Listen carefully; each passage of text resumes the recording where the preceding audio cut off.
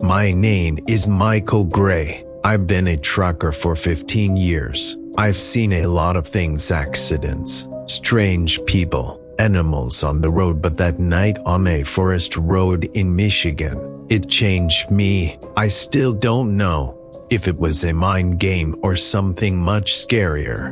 It was the fall of 2017. I was driving a load from Detroit to a small town near the Canadian border. Everything was going according to plan, but on the approach to the immerse 75 highway, the navigator started glitching. It restarted, lost satellites, and then gave me an alternate route. The road looked like a regular country road, narrow, but okay at first. I thought it would save time, so I turned off.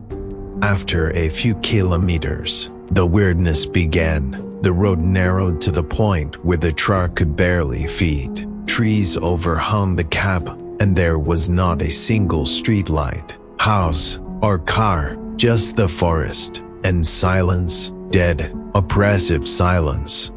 The navigator shut off completely. The phone lost signal. That's when I saw the first sign. Danger. No driving after sunset. Something inside me clenched, but it was impossible to turn around. I continued on my way. About 20 minutes later, I noticed a figure on the side of the road. A woman, standing there, not moving. I thought she needed help, but when the headlights illuminated her face, my heart sank. Her eyes were empty, literally. No pupils, no irises, a white veil, and the skin was grayish pale, like it was dead. I sped up, didn't stop. When I looked in the mirror, she was gone, like she wasn't even there. For the next half hour, I drove like a dream. The fog was starting to roll in, and the trees were getting more and more gnarled and creepy, like they were burning or rotting right at the root. I began to smell the odor of burning. Then I noticed that the temperature in the cabin had dropped dramatically. I turned on the heater, but it wasn't warming. And then the radio rang by itself. I didn't turn it on. It hissed, and then in a harsh voice said, "You shouldn't be here." I tried to turn it off, but it kept going. Even when I unplugged the wire, the sound intensified into an unintelligible howl. Then something happened that I still can't get my head around. The headlights caught another figure, this time, a child. He was standing in the middle of the road. I hit the brakes, and the truck came to a stop a few feet away. I jumped out of the cab, yelling at him to get away, but the boy just raised his hand and pointed into the woods. And that's when I heard footsteps, lots of footsteps. Figures started coming out of the woods toward the road. Men, women, children. Their faces were disfigured. Some were missing eyes. Some were missing a lower jaw.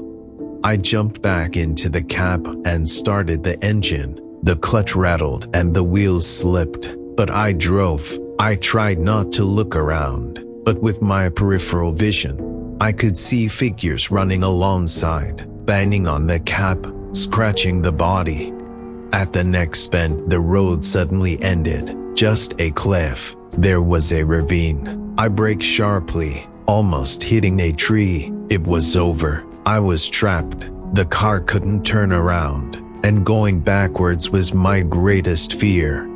I grabbed my flashlight and got out of the cab. I decided to walk, in case there was help nearby, but as soon as I took 10 steps, I heard branches cracking behind me. I turned around and there was no one, but then a silhouette emerged from the fog. The same kid. He stood still. Then he said, "You saw them. Now you're one of us."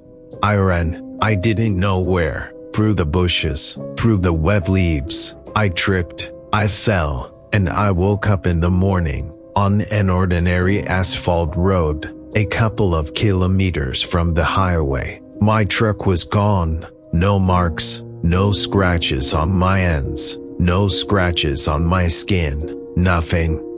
The police later found my car in another state, empty, abandoned. There was no sign of presence in it. Even my thermos and ID were gone. I haven't driven at night since, and never on unfamiliar back roads. A lot of people think I'm making this up. That fatigue, stress, loneliness on the highway played tricks on me. Maybe, but sometimes I hear the whispers on the radio again. You shouldn't have left.